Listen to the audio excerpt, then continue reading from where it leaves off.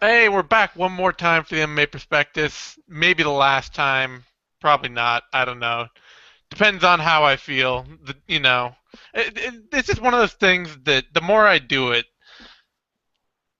is it the less I love it, or the more tired I am of working with you two? I, Well, I mean, this state of affairs doesn't need to continue. oh, Pat. I see how it is, Pat. Pat's got 10 podcasts going. He's always 1 foot out the door. I prefer to think of it as 1 foot in the door, Zane. One. One foot in the door. There you go. Are we Pat's here by a lowballing Pat thread with 10 anyway. podcasts? Yeah. I start insulting him, I lose him. So, Pat, we're so happy you're here. We love you so much. Thank you for Good, doing the show. good to be here. Namaste, motherfucker. Yeah. We're here to talk about prospects once again. We've got a very prospect light UFC card in front of us, so we're going to kind of breeze through that, I think, just to kick things off. And then, more to the point, we'd like to talk about. We've got a couple lists of prospect going. Tom and I have been working on the Bloody Elbow Scouting Report, 2015 edition. We just wrapped up the middleweight division, and Pat has done another version of his scouting report, looking for the cream of the crop across all MMA divisions, which he's got running over at SureDog, sort of a update or redo of his Bloody Elbow list from last year. And so we're going to focus on that. And then we had a reader question from last week.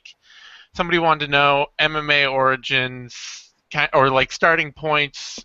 Do we think that MMA natives are better suited to becoming elite prospects than fighters who have a lot of experience in other sports, kickboxing, sambo, jiu-jitsu, boxing, whatever, who then start training MMA later?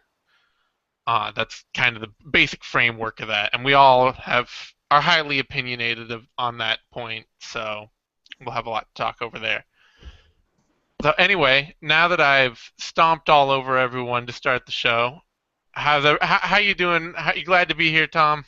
Yeah, it's a nice change. I'm actually on the show. It's weird. It's What do true. I We feared what you do I were do with dead. my hands? I've forgotten. Okay, Tom's already off the show. Pat, how you doing? I'm doing great. I had a wonderful morning. Uh, talked to Will Brooks and Dave Jansen, who's a total out there, interesting guy, and Kurt Hollabaugh, who should be back in the UFC before too long. He just won the Titan Titan featherweight title over Desmond Green, and he looked really good doing it. So it was a pleasure to chat with him. Dave Jansen is fucking crazy. I mean that in the best way possible, but he is a nut. We spent a lot of time talking about meditation and isolation tanks and his use of juggling as a tool to sharpen his mind. So he's Manny Newton light. Take that as you will.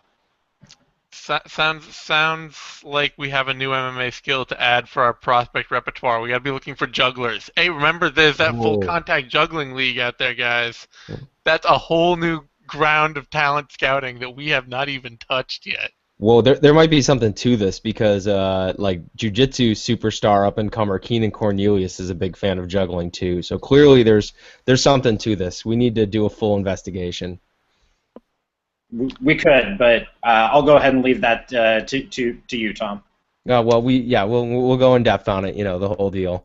I got to Yeah, find Okay, a I'm leaving that to Tom too. This is combat Tom's juggling plan. gym. Tom's next article series will be a breakdown of the greats of full contact juggling. Oh yeah, and the current meta game of juggling, just like where the current cutting edge is in juggling. It'd be called Jesters of War. Solid stuff. All right. So, yeah, I guess we didn't really have anything last week to talk about in terms of cards. I mean, other than, as we say, there have been some fighters who are performing well, but obviously Gagey did work, both positive and negative, and Yeah, a few other fighters shined. Todd, what was it? Monahan? Teddy Who was it? Holder. Oh, Teddy Holder. Yeah. I'm thinking I got Todd Monahan in my head. That was from last week. I don't know why that is. But Teddy Holder, he smoked Thiago Silva, which doesn't actually say that much. I mean, it's good for Teddy Holder, but like when you have that kind of power, it's hard to then be like every knockout is a huge step up in competition. You know. Yeah, well, Teddy Holder, who was thought to be acting as an agent of karma, and then when questioned about it today, when questioned about Thiago Silva's history of domestic violence and pointing a gun at his wife while high on cocaine and all of that good shit, immediately doubled down and said, you know what, I probably would have done the same thing. So just let it be known that karma does not in fact exist, and that putting your faith in anybody is misplaced. So there's your depressing note. I don't know. I thought the outside of Gagey, I mean, Gagey did what Gagey does and was entertaining, and is like took some brain trauma and dished out some brain trauma. My big takeaway was just how good Timur Valiev looked. Valiev is going to be a big thing. Like, it would not at all surprise me if he beat Marlon Moraes if they put that. Oh, we lost Pat. So while No. Pat's coming back, Tom, is there any? Did you see anything of last week's Bellator or World Series of Fighting cards? You know what? I actually didn't. I was complete, and I actually completely forgot they existed and didn't catch up on them. So, Okay, thumbs up back for to me. Pat. What were you saying? Christ, yeah, I don't know what happened here. So Timur Valiev looked really good. He looked good in everything that he did. His wrestling looked good. He hit some really tight. He hit some really tight counter combinations as the other guy was walking forward. I would not at all be surprised if he beat Marlon Moraes, if indeed they put that fight together, and they should. It's the best fight they can put together in their bantamweight division right now. Like, I think the idea was that going to be that they put Shimon Moraes in there with Marlon Moraes, and Shimon is too raw for that. Like, that would, like, not only is it too soon for him as a fighter, but like it would not be a good fight. I don't think. I think that Marlon would handle him in under 2 rounds. But Valiev is ready. Valiev is ready for that step up right now. Cool. I missed the Volleyball fight. I'll say that. I did watch the Bellator card. There were a couple good performances. Neil Ewing looked okay as a middleweight, rising middleweight. Not great, but like put some rounds in. As did the Rufus Sport prospect, whose name escapes me at the moment. He did. Emmanuel Sanchez. Yeah. He had a pretty solid, 3-round back and forth. Nothing too exciting, but sort of continued development thing.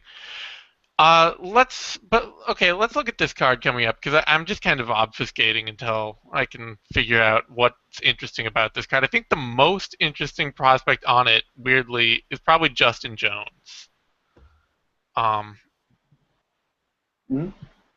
Yeah, he's big, he's powerful, he's athletic, he's not polished anywhere at all. That could cost him against Ron Stallings, who's probably a better striker than he is. But Jones is kind of like that. He's what we see the UFC picking up in those really raw American prospects, still in their first couple years of their career and without any real developed tools, but a lot of athletic potential. Yeah, I mean, Jones is a specimen physically. Like, he's got everything you're looking for in terms of physical tools. But like, when you enter the UFC with 3 professional fights, and he'd been fighting professionally for what, like a year and a half, maybe? I don't know if it was even that long. Like, you're just not going to get a real polished product right there. 9 times out of 10, you're not. Or actually, more like 19 times out of 20, you're not going to get a real polished guy there. But with that said, like, if Jones continues to develop, he should win this fight, because Stallings is not a great athlete, and Stallings is experienced, and he's about as good as he's ever going to get, which is not awesome. But like, if Jones is not making improvements, or if he gets reckless, then Stallings could easily Stallings could take a decision from him on work rate, or he could finish him if Jones gets tired and kind of blows his wad. Like, So there are various paths there. I don't think that Jones is the most interesting prospect on the card. I got to disagree with you there a little bit. All right, feel free. Who is then? Tell me. Juliana Pena. All right. She, Okay. yeah. No, no. Sorry. Go on. I mean, okay, so Juliana Pena, she's in a much thinner division that drastically needs new talent. She looked really really good coming off the Ultimate Fighter. She's just a brick shit house in terms of her physical tools, like super fast, very athletic, very strong. But needs time, like needed time to develop, needed time to work on things. Unfortunately, she's coming off a knee injury, so we've got like a serious knee injury, so there's some questions there. Also, she's repping the 509, so got to give her some credit for that. Eastern Washington, what? So on that note, no, I mean I just think that Pena coming off the Ultimate Fighter should be pretty solid competition on route to the final. And she took out Shayna Baszler before it was cool. Really I don't know. I think Pena is a pretty dang good fighter, and she's in a division that drastically needs a shot of life.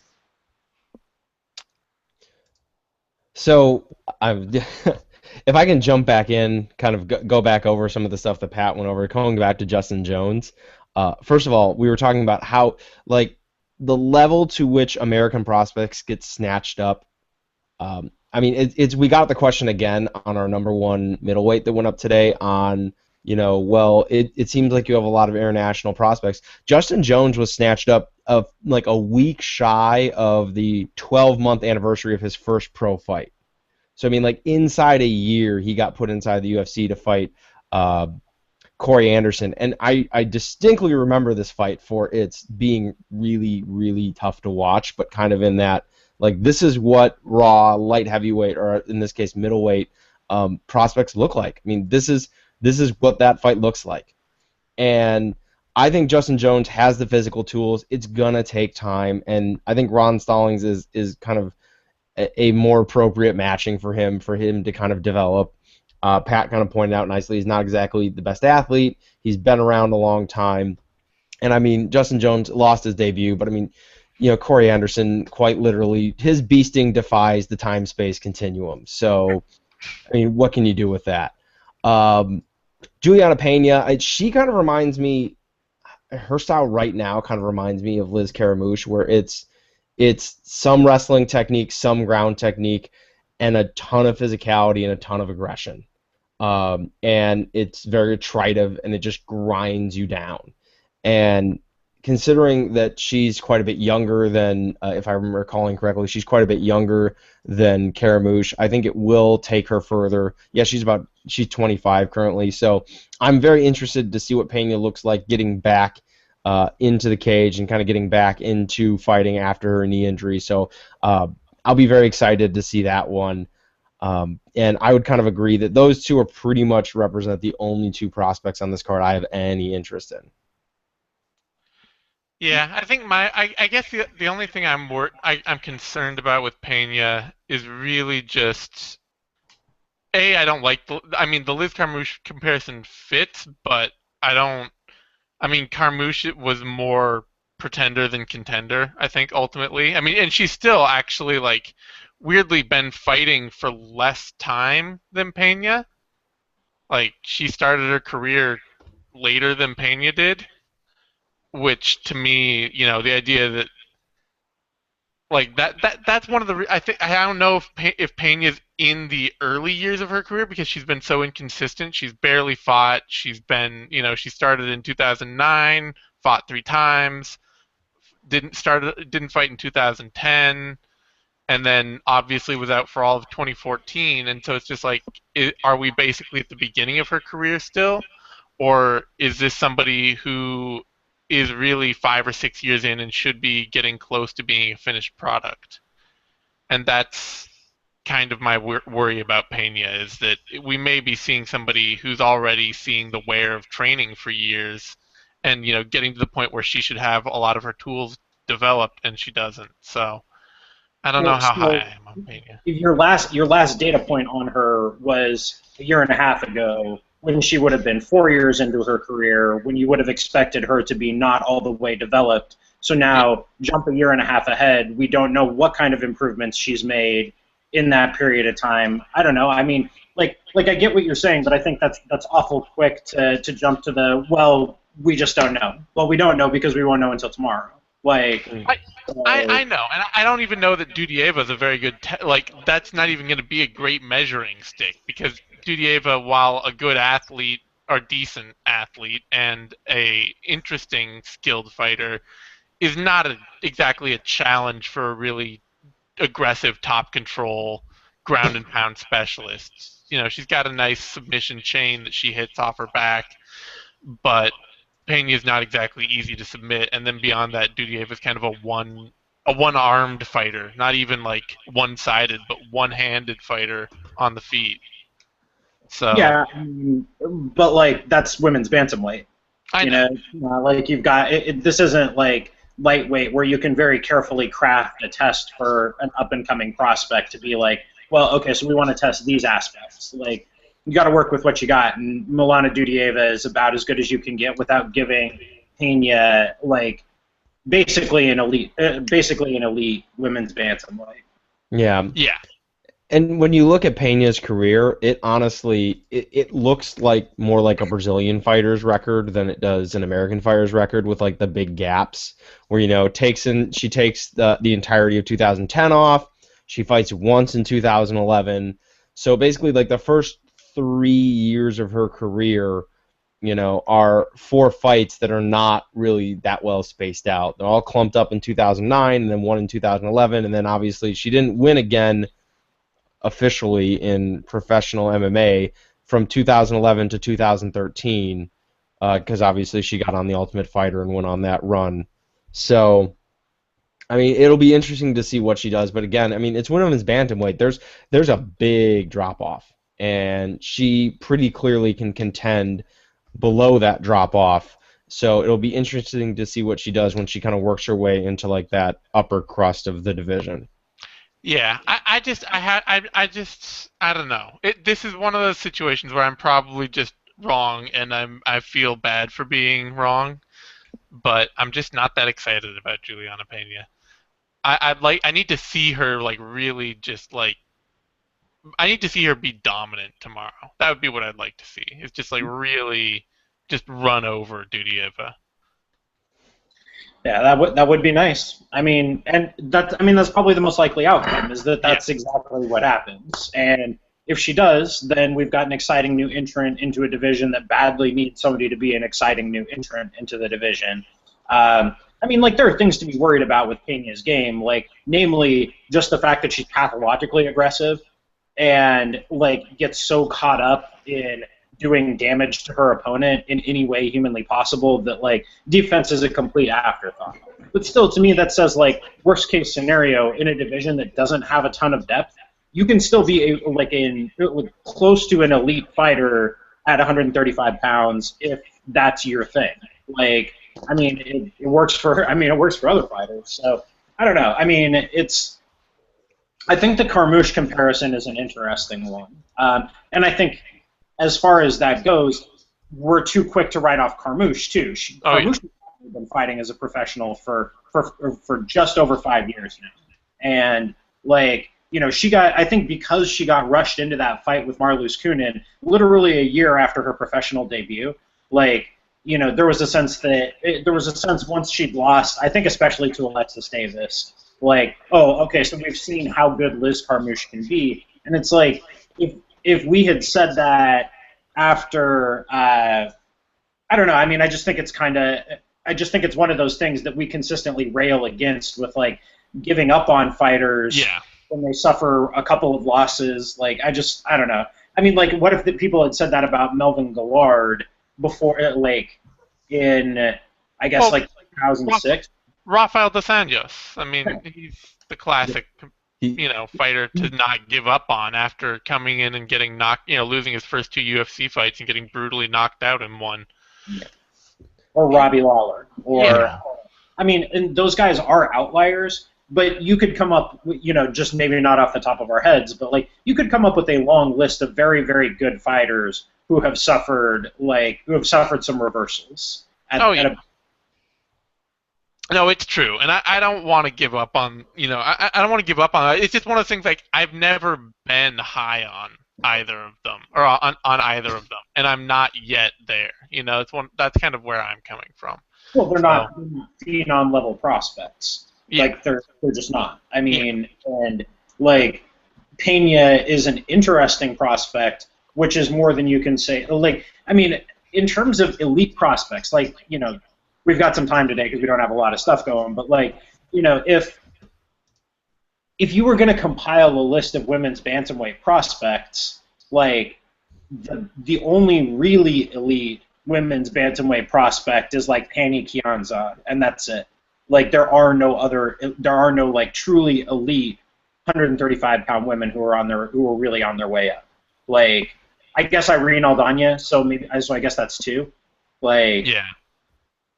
But so it's just a different scale, I guess. It's true.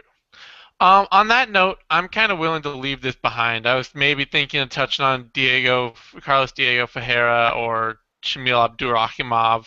I think the only thing to say about Abdurakhimov that I want to throw out there really quick before we move on to other stuff, because this is just not that interesting, is that he was a bloody elbow scouting report prospect at heavyweight, like back in 2011, I think. And that should give that needs to be said just to give viewers the idea of the kind of scale we're working on a lot of the times when we put together scouting reports and are looking at and getting excited about fighters. It's like, oh, this guy's gonna be really good. This guy could really be something. 4 years later, he'll get signed, maybe, sometimes. Yeah, that was true of, like, Alan Omer, too. Yeah. Abdurakhimov was on, I believe, the second iteration of the World Scouting Report, and Omer was, like, I think the top lightweight on the first one, and then Omer took, like, 3 years off, or 2 years off, where he just didn't fight at all. So... yeah, I mean, that's an interesting point. Like, a lot of the time, this takes a while. I don't know, and it wouldn't be surprising if some of these dudes don't get picked up until years later after ups and downs and twists and turns. Yeah, I mean, it doesn't necessarily mean that they're lesser fighters or anything. I mean, it just, MMA takes time, especially overseas. Like, international talent can go all over the place. The UFC is not very careful about who it picks up and when.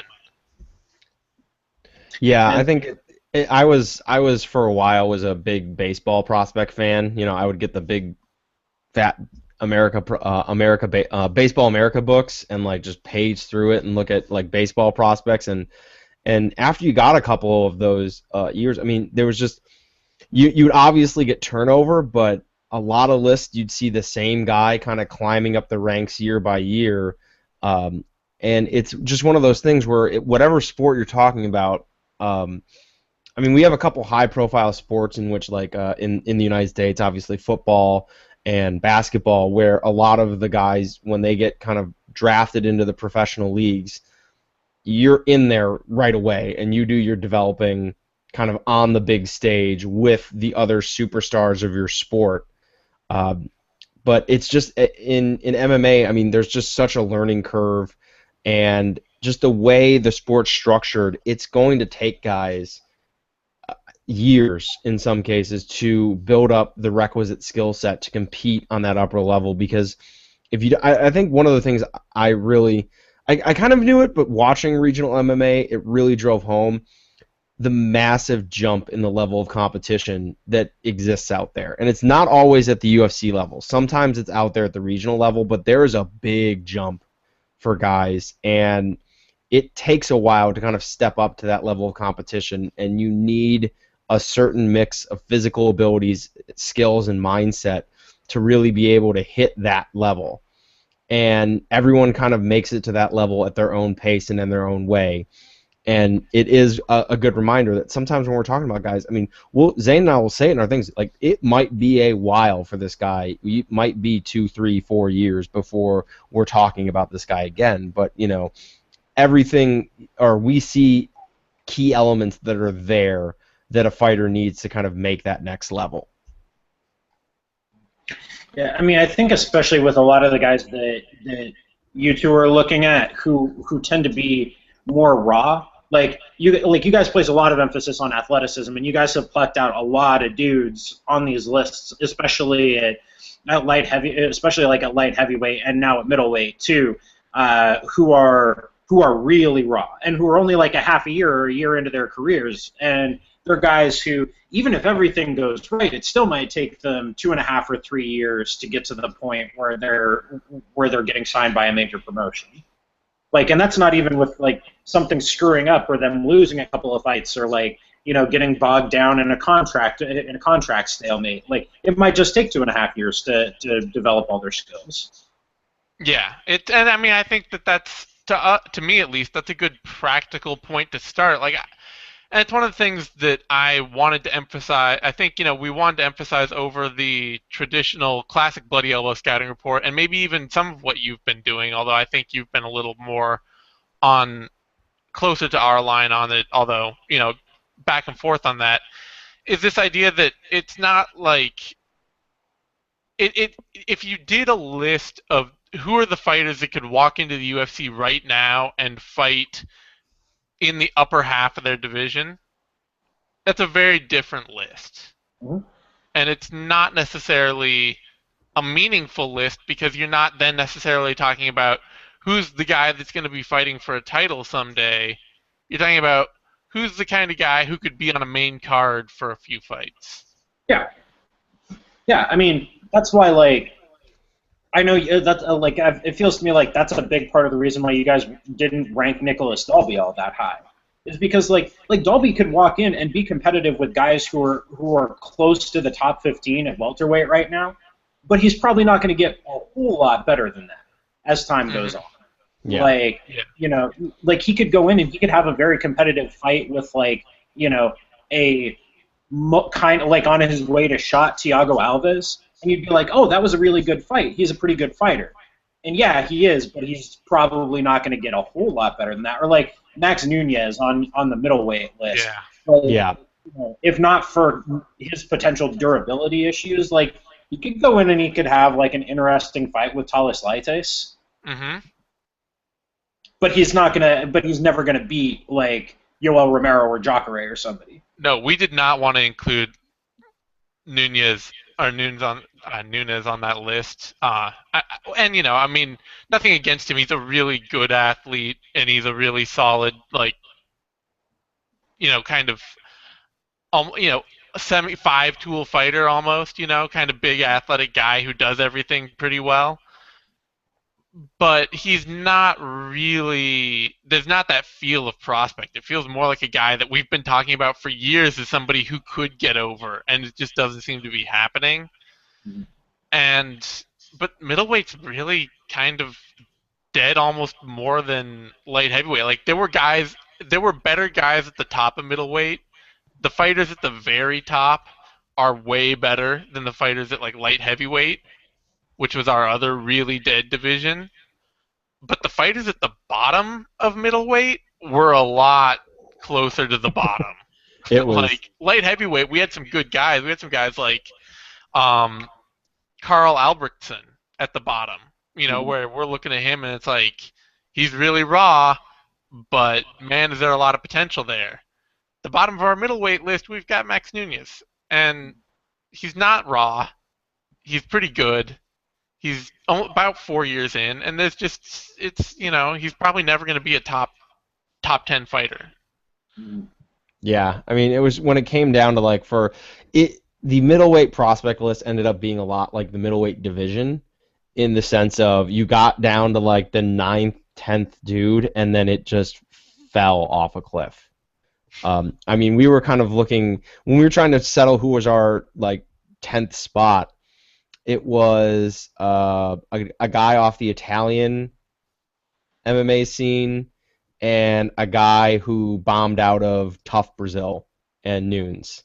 Um, so I mean, like it was just I mean, like it got rough fast in that division, and we did we're gonna do an extra piece, and there are some guys on there.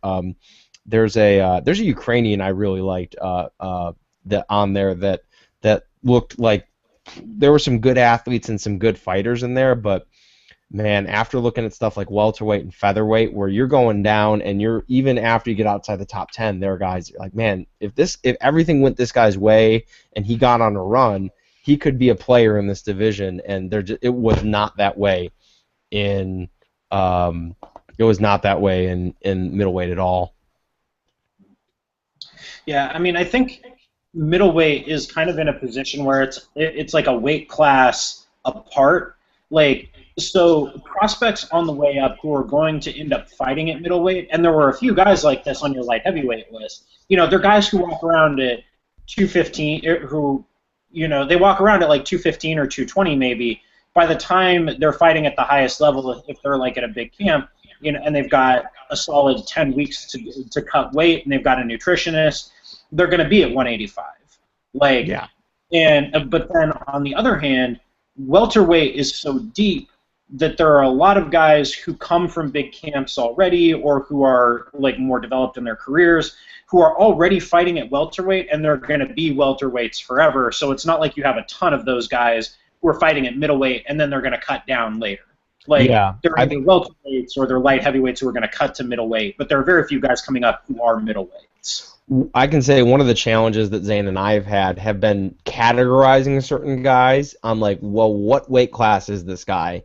And we've had to make a couple calls where it's just like, well, which list do we put this guy on? And it ends up usually being if a guy's fought at the lowest weight the guy's fought at, we usually end up going with, because I mean at that point when he hits the big show and he has the money to diet right and get a dietitian and work out multiple times every day, he's probably going to fight at that weight. And a lot of guys that we ranked at light heavyweight and at middleweight and are likely going to drop down a weight class at some point in their careers, because that's another part of that upper level game where and it's a part of the game that a lot of the like international scene doesn't quite have down yet. Like, weight cutting isn't as big in the international scene as it is in the American scene, and it's one of the things that a lot of them kind of have to learn once they get to like the higher level promotion. Yeah, so like to kind of jump into, I guess, both your list and my list, like look at Khalil Roundtree, right? Like, Khalil Roundtree fought as an amateur at 205 pounds, and but he's a guy who's been at big camps since the very beginning of his career. And if Roundtree were not at a big camp, or if Roundtree were not in RFA basically from the beginning of his career, Roundtree would probably still be fighting as a light heavyweight. But because he has access to those resources already, because he's a Black House guy, and because he trains, with Anderson Silva, and because he trains with Vanderlei and those guys, like, because he has access to those resources, Roundtree is already a middleweight. And so he's kind of the exception to that, or Phil Hawes too. Like, Phil Hawes, if he were at some small gym, would probably just be fighting at light heavyweight for the ease of it. I mean, like, Hawes wrestled as high as 211 pounds. So, like, when he was trying to, or when he made a run at the freestyle Olympic team, Hawes was wrestling at 211.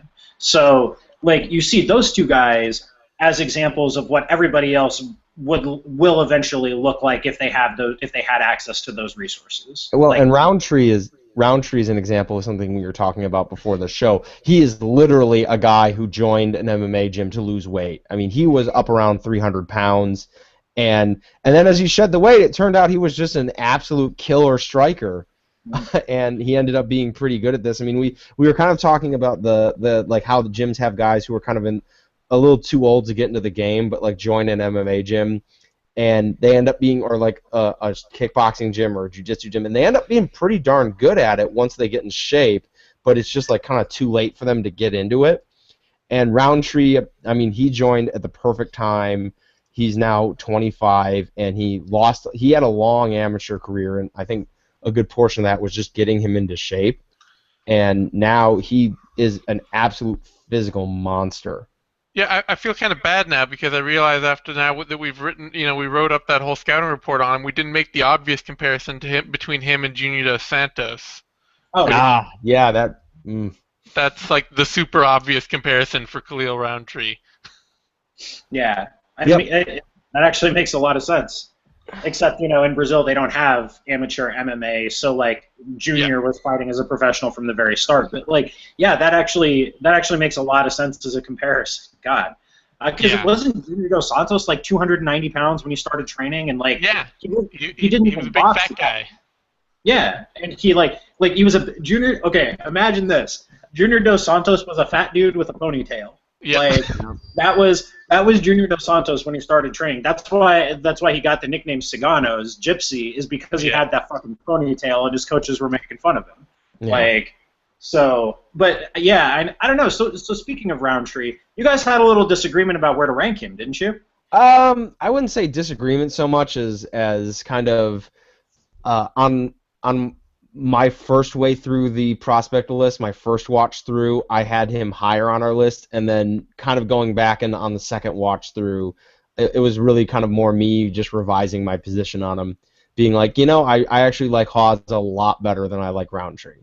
Yeah. Um, Yeah, I'll say I let Tom do a lot of the scouting on this one just because I've been slammed with other stuff and I got in at the end and I went through everybody too, this isn't like not my work or something like that, but I was happy to just, Tom was like, "Oh, I want to do, Roundtree's my number one guy." I was like, "Hey, he looks good. That's cool. Whatever." yeah, And then he came back later and he's like, I want to do Haas number one. And to me, Roundtree, Haas, and Rahman Zanaev are all tied for number one, as far as I'm concerned. Like, they're all guys that will, barring major freak occurrences, should all be top 10 talents in their careers. Well, like I think Hawes is a much safer bet.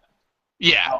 yeah, I'll say it. Just because he comes from the wrestling background and like you never have to wonder whether Hawes is going to get fucking ground out for 3 rounds by a more by like the dreaded big ass wrestle grappler fight that every Yeah. prospect runs into at some point. Whereas like Roundtree getting caught under Rafael Natal for 3 rounds is like a very distinct possibility. yeah. Well, and it kind of came down that we had those three guys like clearly as a kind of a cut apart from the rest of the group. And so when we got to them, I basically just I rewatched the tape on all of them and realized I liked Hawes a lot better than I liked Round. Not saying that Roundtree's bad, but just like his natural feel for transition for the youth of his career is outstanding. Just the way he transitions it. I mean, there's a lot of power to his wrestling game. Like physicality is a big part of his wrestling game. But one of the big reasons I felt that when he went for a takedown in all of his fights, there was no struggle. He touched the guy and they went down, and I felt a big part of that was how well he set up the takedowns with his strikes. And it was a feel for doing it that was unusual for that. Or you could have a guy who's 3-4 years into his career, and I would find it unusual that he had that good of a feel for it. And Hawes is in the first year. And now he's at the Black Zillions working with Rashad Evans, who I still hold. I think Rashad Evans is going to make an outstanding coach. And I mean, a guy who was like one of the really like cutting edge pioneers in transitioning into takedowns. I love where Hawes is at in terms of a camp. Like I think it's the perfect fit for his style, and I really kind of see, barring like him just kind of completely losing focus and taking his eye off the ball, I kind of see him getting on that phenom track and making some waves at 185. You know who he reminds me of quite a bit in terms of what you were talking about with that natural knack for setting up takedowns is Mirsad Bektic. Totally different backgrounds, totally different, like, I mean, because Bektic is basically an MMA native in terms of having trained it from day one and not really having another background, and where, Hawes had a deep wrestling background and didn't get into it until later. But just in terms of, like, the way their skills have developed and come together, like, Hawes looks a lot like Bektic did about a year into his career, just at a different weight class. Like, in terms of when he puts his hands on you, A, he's always getting in on your hips because he's always setting up the takedowns, and B, Like, yeah, he never has to work for a takedown. He's never struggling. He never has to body you up to the cage, chain together 5 different takedown attempts, and eventually kind of drag you down. Like, he gets in on your hips, or he hits a trip or a throw or whatever, and you're just down. You're on the ground. Like, yeah. The one thing I'll say. Oh, go ahead. I was gonna say my point of comparison for him was Daniel Cormier. Honestly, is who he tends to remind me of.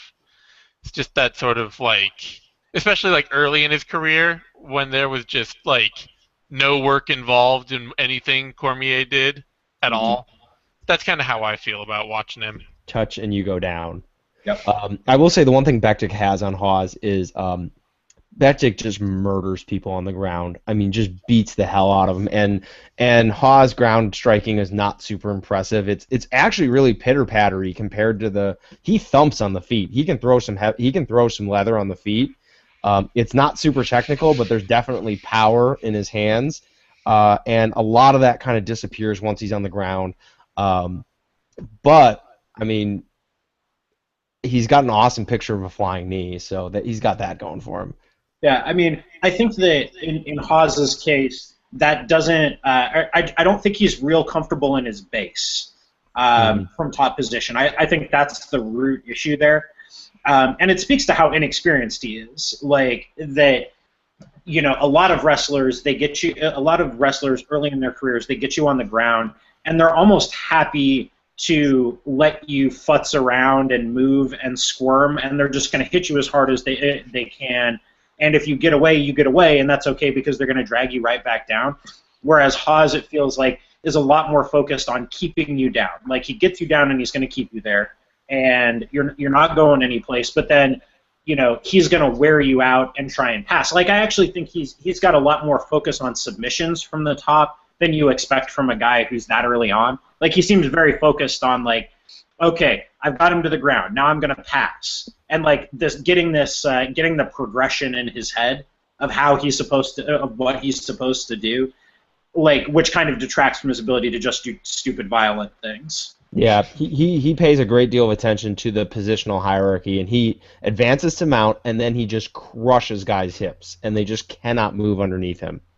And I mean, it's one of those things that I think on the higher end he might turn into kind of more of that grinder style that kind of holds guys down without passing. But right now he can cut through guys' guards, get to that dominant position, and he doesn't do impressive damage when he's there, but he does set up submissions, and he just absolutely wears guys out with just what appears to be murderous top pressure.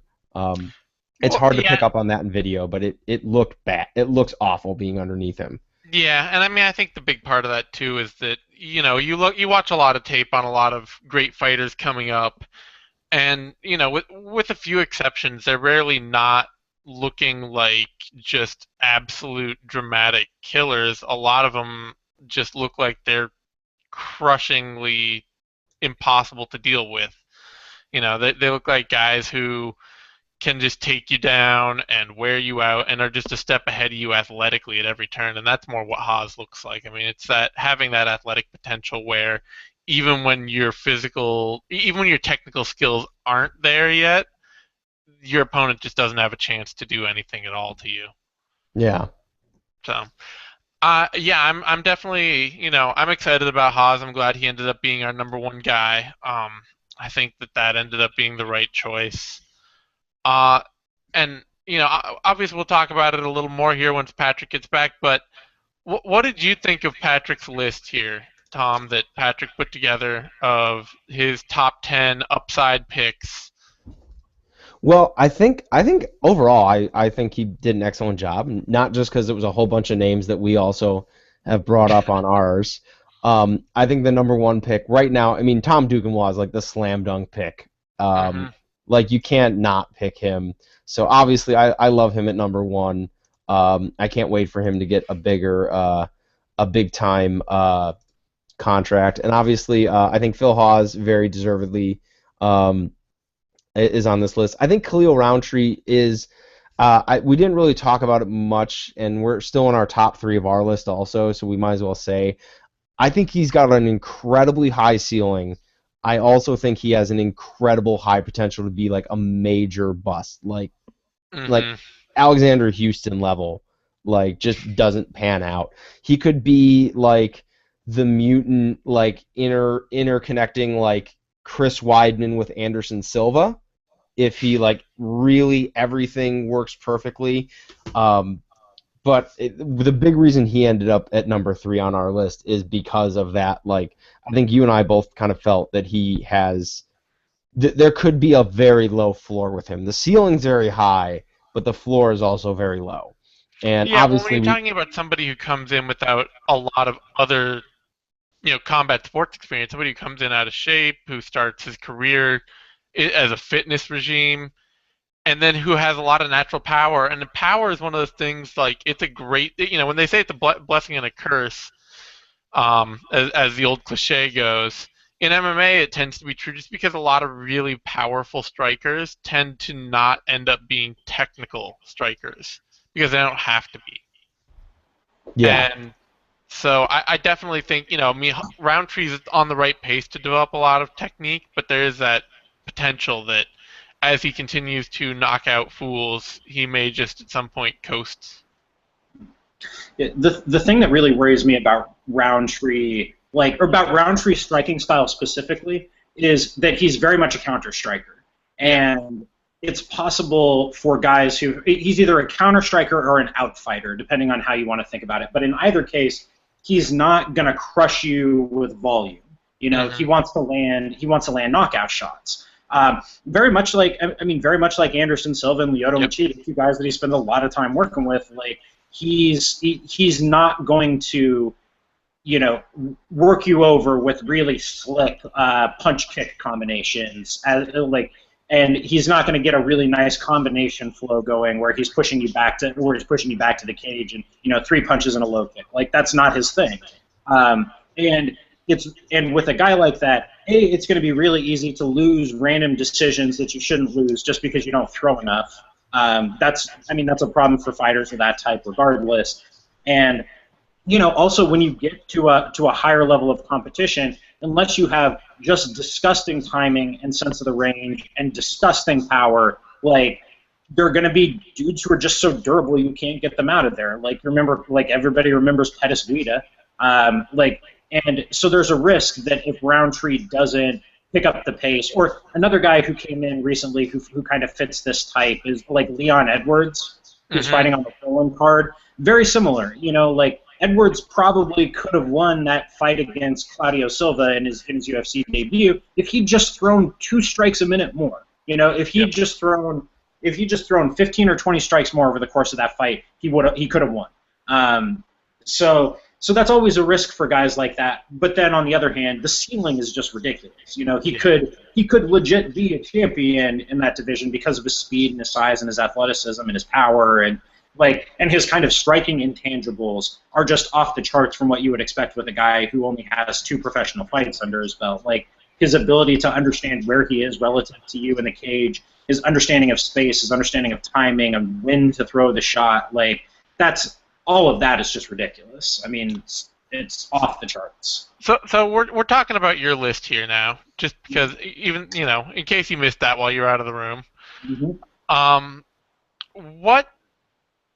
what did you and like what ended up being a surprise for you putting this together? Like, you know, I think that the 2 guys that kind of surprised me in putting it together were Julio Arce and Hakeem Dawodu. Especially Arce. Like, I went into watching film on Arce convinced that, like, I was going to look at him and I was going to think he was good, but not that he was an elite prospect. And I think Arce is an elite prospect, especially if we're being frank about it and we don't have to worry about somebody from, about him reading it or somebody from his camp reading it. Especially if he gets away from Tiger Schulman's, I think he has a chance to be a really, really, really elite fighter. He's got ridiculous hand speed. His hands are so fast. He's got a really powerful straight left.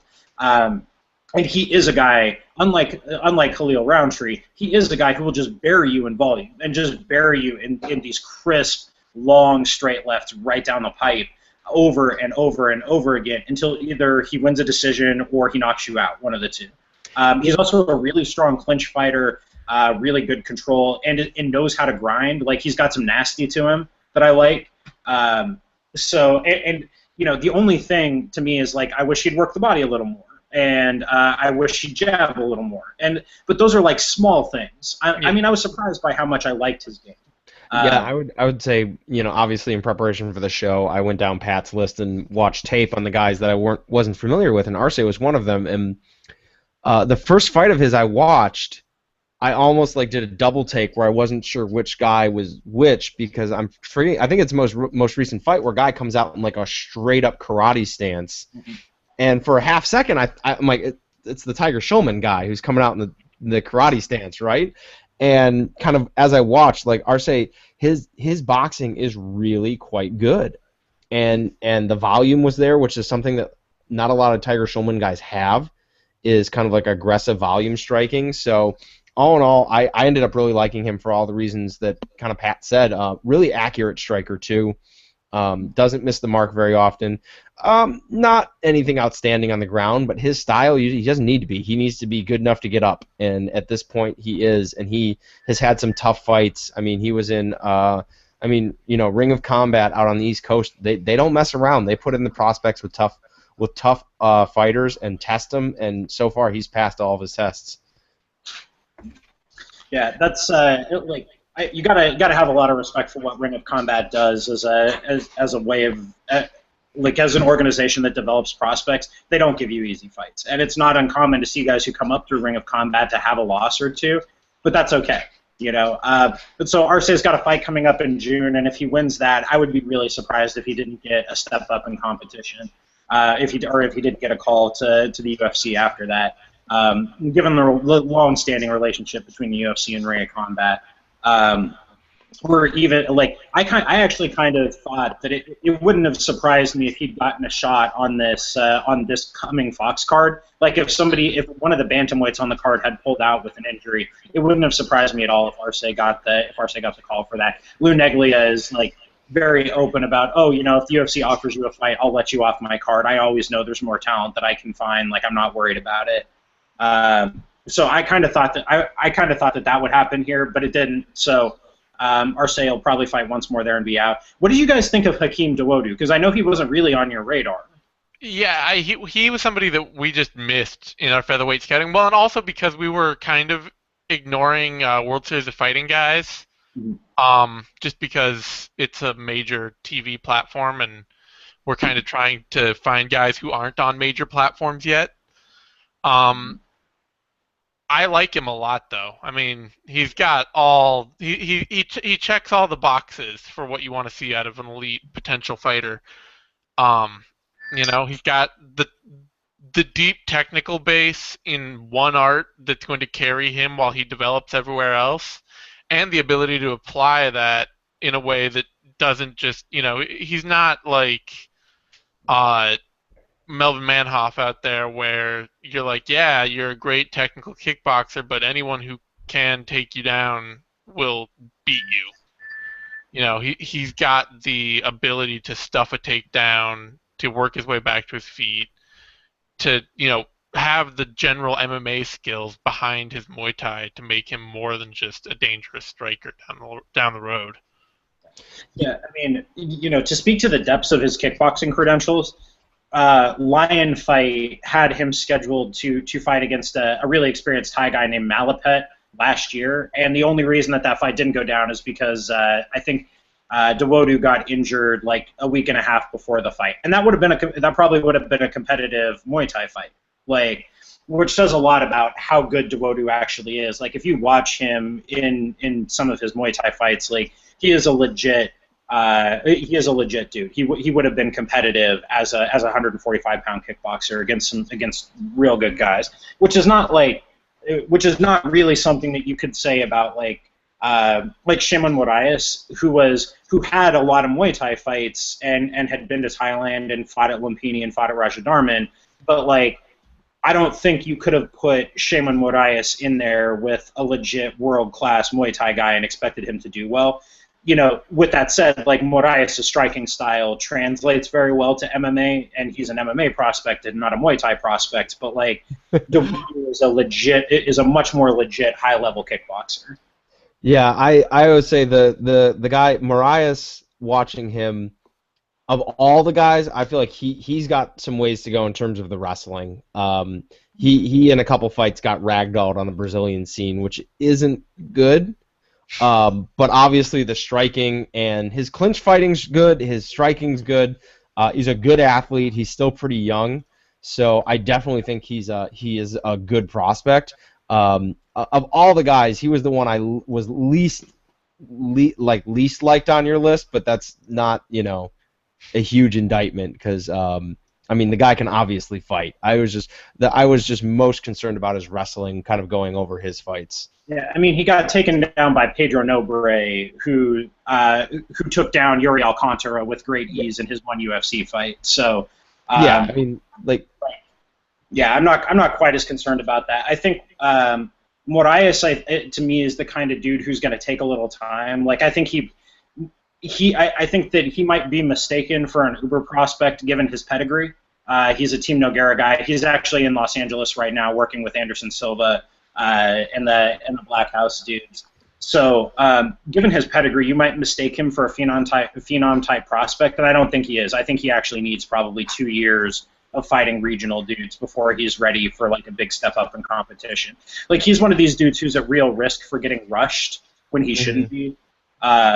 So take that as you will. But that's kind of my thought on it. Yeah, no, I would agree with that. I was coming here being like, oh man, this is gonna be awkward if Pat's like all in on this guy. But no, I think he has a lot of tools there. And obviously Nobre is not a joke when it comes to the wrestling. Just a couple instances in that fight where like Nobre looked like Phil Hawes a couple times where he was in on takedowns and just effortless finish, like effortless lift and slam sort of finishes where I was just like, ooh, like his base was really high there and let a guy get a body lock on him really easily. That's not good, but I mean, it's something that it won't take a lot to work on. Especially for a guy like with the athletic and like deep background in clinch fighting that Morales has, I'm not super concerned with it. So on that note, then I want to bridge us over to our question because that seems like the right point to bridge. Is we're talking about a lot of fighters who have, in Shane Moraes and some of these other guys who have a deep technical base outside of MMA. And if we're looking at our lists here, looking at Pat's right now, we've got Dawadu, who's got a Muay Thai base. We've got Hawes, who's got a wrestling base. Nurmagomedov, who has a Sambo base. Shaman Moraes, who has a Muay Thai base. Smaradine Usman, who has a wrestling base. Grasso boxing, or is she just an MMA native? I want to say boxing. She's technically an MMA native, yeah. But her gym is like a boxing gym, and her family is all boxers. So I guess it's hard to categorize, but I guess you would probably say boxing in that case. Yeah, and then Makachev also Sambo, and Dukanwa Sambo, the ultimate MMA native. Well, he started out in combat Sambo though. Yeah, he started doing Sambo when he was 12. Mm-hmm. Okay, combat. When he was 12, he was doing Sambo. Yeah. Oh, okay.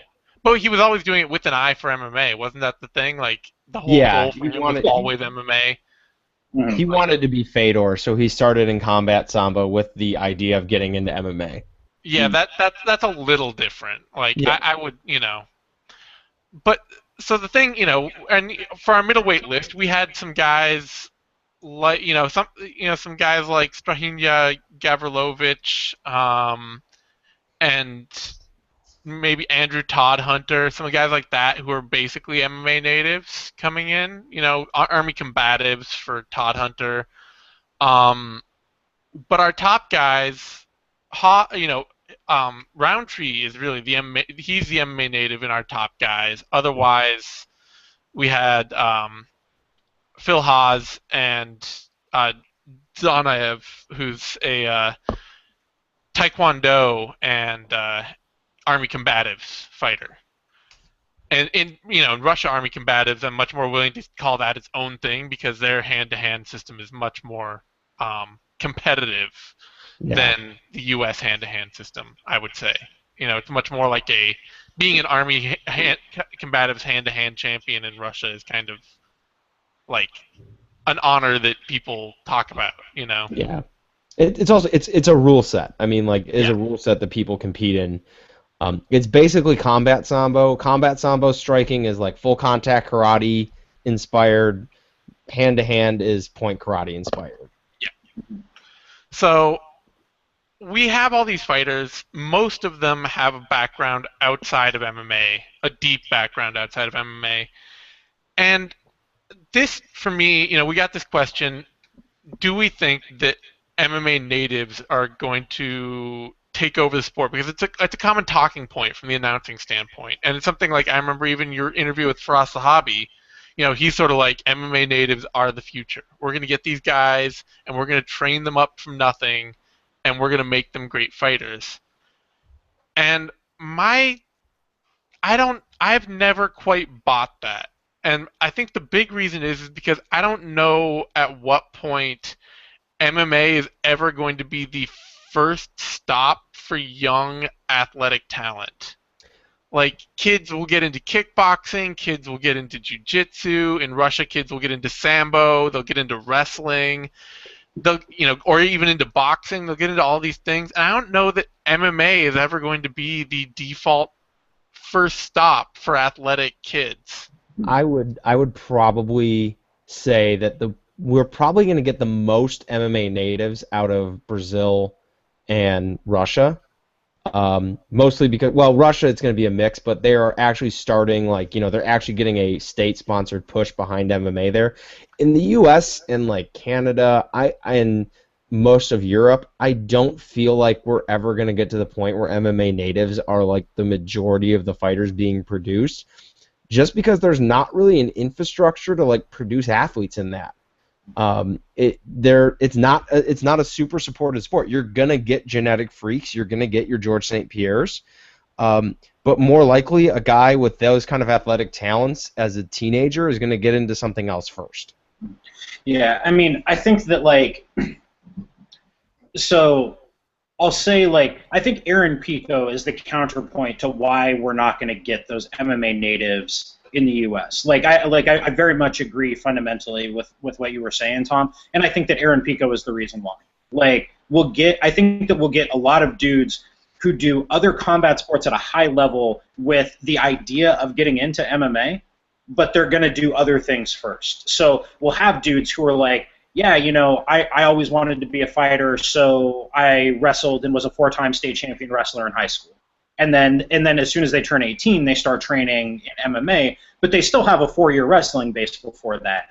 Or you get kids who, like, their dad's a jiu-jitsu black belt, and they grow up on the mats. And, the moment they turn 18, they start fighting as a professional, but they've still got a jiu-jitsu base first. Like, I think there are going to be very few people who grow up in an MMA gym, from the time they're like 13 or 14. And you don't get a whole lot of kids MMA classes, and you shouldn't get a whole lot of kids MMA classes from where I'm standing. I just don't think that's a good thing, like, societally speaking. Like, I think if you're a 12-year-old kid with those impulses, go wrestle or whatever. But, like, I don't think you should be in an MMA class. Like, so there's that. I think that it's just always going to be hard, like, because you don't have the infrastructure, because you can't be doing amateur MMA fights, from the time you're 12 or 13. You can definitely be wrestling, though. You can definitely be doing jiu-jitsu. You can be doing judo. You can do all sorts of stuff. But yeah, no, I kind of with you. I think getting a kids MMA league in the U.S. would be a hard. Like, getting large-scale structured kids MMA in the U.S. would be a hard sell. So I don't think we're going to see a lot of that. And just generally speaking, I mean, outside of a couple pockets in the U.S., there's not a high concentration of MMA schools out there. There are not a lot. Like, here in Chicago, there are not a lot of MMA schools. There are some, but there are far more like grappling schools that also have like an MMA program, but like aren't training any like guys who have any plans of being high level fighters. You know, like New York, the East, like New Jersey, and then you have like California and a couple like key spots around the U.S. But for the most part, you're not going to have that huge bedrock of kids' talent you need to produce like even 20 elite prospects every 5 years. Yeah. Like it takes a lot of people to produce that amount of talent. There's a lot of distillation. There's a lot of people. I mean, even doing like a kids. I help run the kids program at our jiu-jitsu gym, and kids jiu-jitsu is getting fairly big. Our school does a few things that has made it not as big, like our like time of day and stuff like that. But I mean, we get kids who, when they hit a certain age, all of a sudden they're doing a ton of other sports, and we don't see them for a couple months because they're doing volleyball or they're doing soccer or they're doing football, and like not having a season kind of detracts in like the parent and the kid's eyes on like emphasis. Like, well, I can always do this in the off season, but it's basketball season, so that's where my focus is. And then they go to college, and there is no college path for this. There's highly competitive club college judo in the United States. There's NCAA wrestling. There's all sorts of avenues for you to take these other combat sports. MMA, I mean, if you're like a kid that has college prospects, you're probably going to go do that first. Yeah, I mean, I think even if so even if you're, say, a kid who grows up in Coconut Creek, Florida, like 4 blocks from American Top Team, and you start going in there, like you wander in there by accident at 13 and wander into a kid's MMA class, when you're 14, your coach is still probably going to say to you, well, but you should also wrestle. So go do that. And so I think that it's really hard for me to imagine a scenario where you get a whole bunch of kids who start doing amateur MMA as teens, or who start training in MMA as teenagers, enough that you get a critical mass to the point where that's going to be producing. I think, Tom, you made the best point humanly possible here, which is to get a cream of the crop level of prospects, you've got to sift through hundreds and hundreds and hundreds of dudes, because fundamentally what a system of competition is a winnowing process, right? So you've got to winnow from something to get to your elite prospects. Yeah, I mean, I think that the highest ceiling for fighters moving forward, they're going to be guys who have a base in nothing and who started doing that. But we're just not going to see a whole lot of them, especially because if you're doing all of that amateur MMA stuff, chances are, unless you're at one of these really high-level camps, they didn't put you in a strength and conditioning program when you were 14.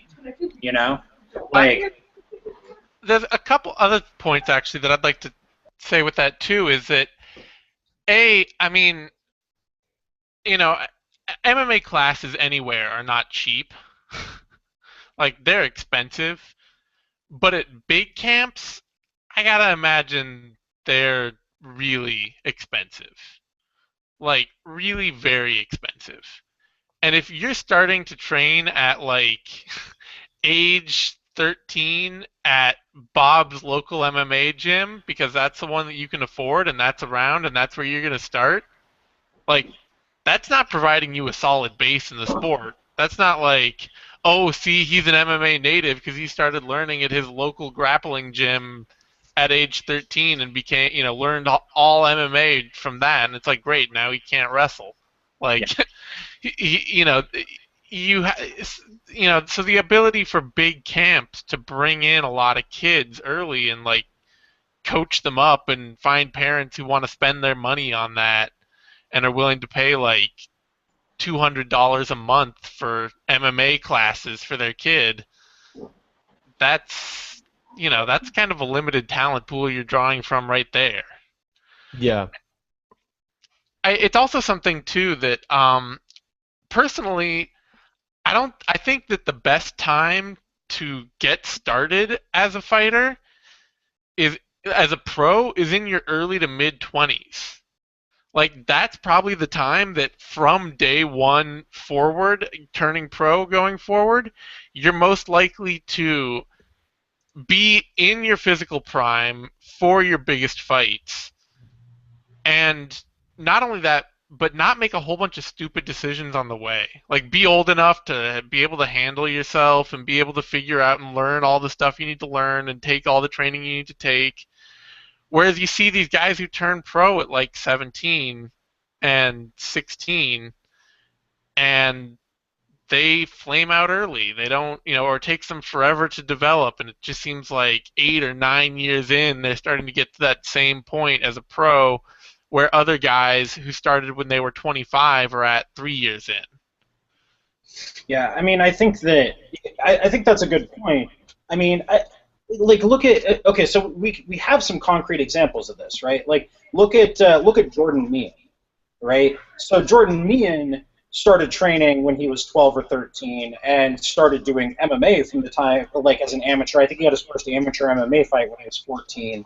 Like, and Jordan Meehan didn't become super successful and didn't even reach like the highest levels of competition for 10 years after that. Part of the reason why is because he picked up a lot of bad habits training under coaches who weren't great. And there are awesome aspects to his game, but there's still like fundamental gaping flaws. He's not great defensively. Like he doesn't defend takedowns real well. And so, if part of the appeal of these MMA natives is that your motor patterns are getting established when you're really young and really impressionable, well, if they're the wrong motor patterns, that's never going to go away. Yeah. Like if you get taught wrong in the first place, think about how much more work that's going to be to undo that later on in your career. Yeah. And when you're talking about like other martial arts like wrestling and jiu-jitsu and boxing and things like that, a lot of the training for that is a lot more stable. Like the mechanics that you're likely to learn at Bob's local boxing gym are a lot better than the mechanics that you're likely to learn at Bob's local MMA gym. Yeah. Yeah, I mean, like, I think especially with boxing, where it's like, there are right ways and wrong ways to throw punches. There are right ways and wrong ways to grapple and wrestle, too. And when you're, like, 11 or 12 or 13, you should be learning the right way to do those things. And you can pick up the rest of the shit later. But, like, the fundamentals are really important. And at Bob's local MMA gym, you're much less likely to get proper fundamentals than you are from Bob's local boxing club, because pretty much everybody knows proper fundamentals for how to throw a punch, unless you're whoever taught Holly Holm to throw punches. Like, well, and it bears pointing out the idea that we bring up that quality coaching in MMA is at a premium right now. It is. There's not a lot of great coaching in MMA, and that's not a indictment on the coaching that there is. It's just such a new sport. And a lot of MMA gyms, I mean, there's not a lot of MMA gyms, just like local MMA gyms, don't necessarily have amazing coaching. And as you guys just point out, you're better off in terms of like getting technical advice and getting a base in like the fundamentals, going to the specialty schools and kind of putting it together on your own in the beginning. And I think one thing, because like athlete development is something that's always interested me, because I've been an athlete, and obviously I'm in the field of education, and the Canadian there's like a Canadian development program that kind of sums up, I think. There's a huge difference in kind of like how the United States like generally approaches developing athletes, and it very frequently tends to be put a kid in a sport, and if you want your kid to be competitive, you just kind of push him and push him and push him, and if he doesn't burn out, maybe he or she ends up being great at it. But there's something to be said about the idea of cross training and keeping like a multi-sport sort of approach to someone into their teenage years, where we kind of see, like, I think we all can kind of agree that usually the people who are taking fights, like professional fights in their teenage years, I mean, rarely turn out to be like amazing fighters. Like, that's usually something when you see someone taking fights at 16, 17, or 18, to me, that kind of sends up a red flag sometimes, where I then am very worried about like development and like late 20s, like what are they going to look like when they hit 28 or 29? And the scale that this I think it's the like the Canadian Athletic Coaching Association put out, like this idea that you're not actually like training to be like a killer in your chosen in one specialized sport, and you're training to win until you hit like 20 years old. Like that's the point where you kick it into gear and you like focus on winning at one particular sport. And up until then, you're kind of keeping it diverse, and you're keeping it like developing your body and developing like more general athletic skills than you are like sport specific skills. Yeah, I mean, speaking of those guys who start fighting in their teens, with the exception of dudes who end up at really big, really well-structured camps sooner rather than later in their careers, those dudes almost to a T flame out. Almost all. Like, so basically, if we're looking at the list, it's like Jose Aldo, who started fighting when he was 17. Rory McDonald, and Aldo was with Pederneiras from pretty much the beginning of his career. Like basically, as soon as he moved to Rio, he was with Pederneiras, and I think he moved to Rio when he was 16 or 17. So we got Aldo. We've got Rory McDonald, who spent like 4 years at a regional gym before he moved to TriStar. I think he moved to TriStar when he was 21. And then you've got Jordan Meehan, who achieved some measure of success and now may very well actually be past his prime at 25 or 26. Yeah. And Anthony Pettis, I think Pettis started pretty young too. Pettis was actually 20 when he had his first. Was he 20? Okay, well then you have Sergio Pettis and. Yeah. Well, I'm trying to remember because Aldo actually split time for a little while because he did competitive grappling for a while too, and kind of that idea that like I don't think it was ever a serious pursuit for him, but it was something different. He was doing something else in addition to training for just MMA, and I think the value of that like can't be overstated because if in terms of producing an athlete. I mean, it's one of the reasons why, like, one of the best things to get your kid into when they're really young is gymnastics. No matter what you want them to do athletically later in life, starting them out in gymnastics is just an overall really good idea because it builds the foundations of athleticism. Mm-hmm.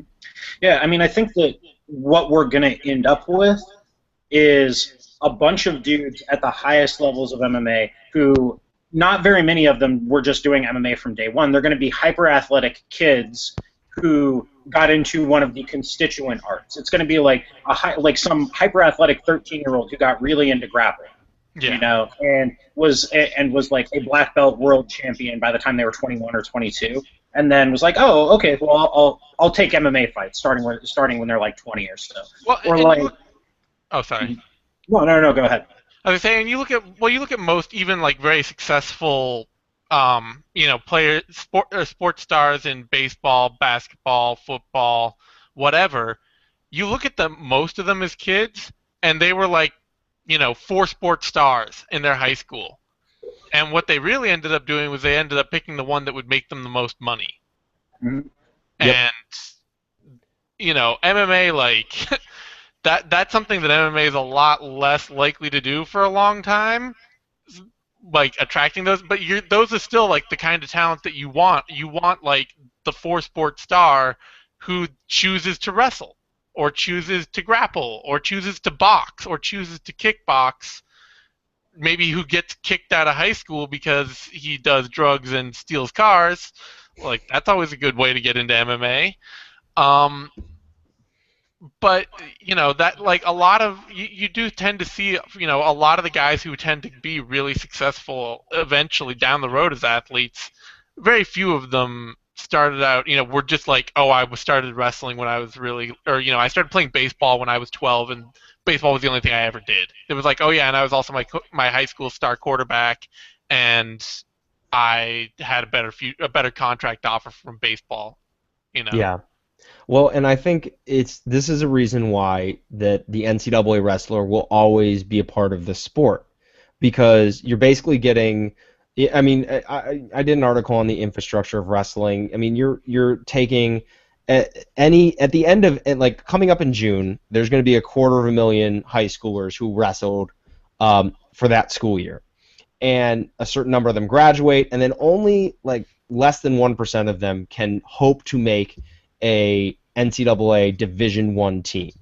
And if you get a scholarship to that program, you know, you're in a strength and conditioning program, you're in an incredibly competitive grappling league, essentially, that, you know, and then there's a cutoff. At some point, you're done. You can't compete in this anymore, and you either have to make the choice, I'm going to go try to make the Olympics, or I'm done and I need to move on.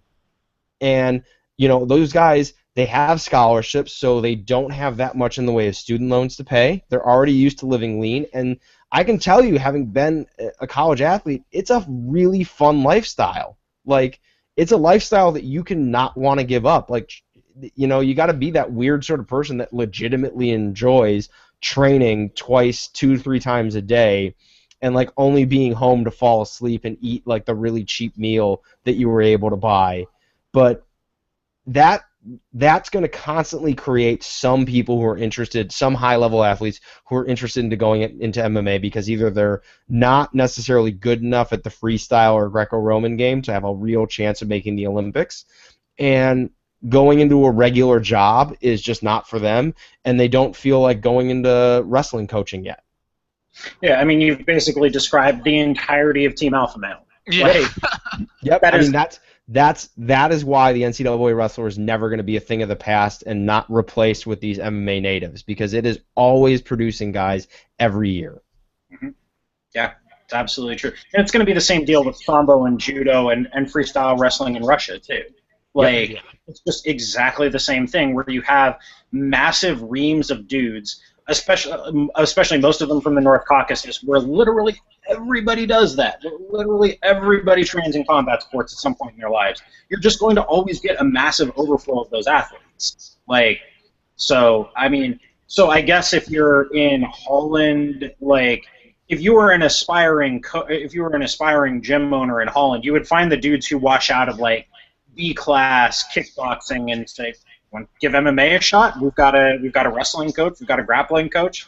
Want to see if you can make some money doing this? Yeah, like, especially always be looking for the really athletic guy who never had enough control in his sport to be great at that. That's what you want to find. Mm-hmm. That is very much the MMA thing. I'm reminded, like, because I interviewed Dave Jansen earlier today, and like Jansen was like this. I think he was a state champion wrestler in high school, and then he got a scholarship to the University of Oregon. And the way that he puts it is that he quote unquote burned out on wrestling by the time he was about 20. Yep. And by burned out, like, you can insert made poor life choices, and it almost always in the path to MMA. Like, not that MMA is inherently bad, but the path that leads dudes to MMA usually involves, well, you know, I made some not great choices. Not that it's like the worst place that you could end up, but there's almost always a story, I think, especially with wrestlers, like, oh, I got a DUI, or I got my girlfriend pregnant, or I was drunk and almost died falling off a balcony on spring break. Yeah, there's doing some gay porn. Yeah, there's like always that story in there, and I mean, not like in a bad way or anything, but I just think it is a marked data point for us to bear in mind here. It's true. On that note, I think we should wrap it up. Somebody's pissing my dog off over and over again, so she's going nuts. We've also gone way over time, but that was good. We talked about a lot of good shit. Anyway, thanks for joining me once again. My faith in this show has been restored for another week. See how quickly the ennui sets in, you know, and by next Friday I'll be back and everything is terrible and why do I even put up with this? And then I'll remember that Pat's too big for us, and I'll beg him to stay on for another week. Turn that frown upside down, Zane. Turn that frown upside down. We expect nothing less, Zane. We expect nothing less. I would be disappointed if we didn't get Little Storm Cloud Zane at the beginning of the show. All right. On that note, I'm ending this before anything gets weirder. You can find me on Twitter at DZaneSimon, Patrick on Twitter at Patrick_Wyman, Tom on Twitter at TP_Grant. You can find Tom and I at Bloody Elbow. Find Patrick over at SureDog. Give the show a like if you enjoyed it. That helps. That pays for shit. That does all sorts of good things for us. Subscribe to MMANation.com for more Bloody Elbow interviews and analysis, and tune in next week, everybody. Thank you.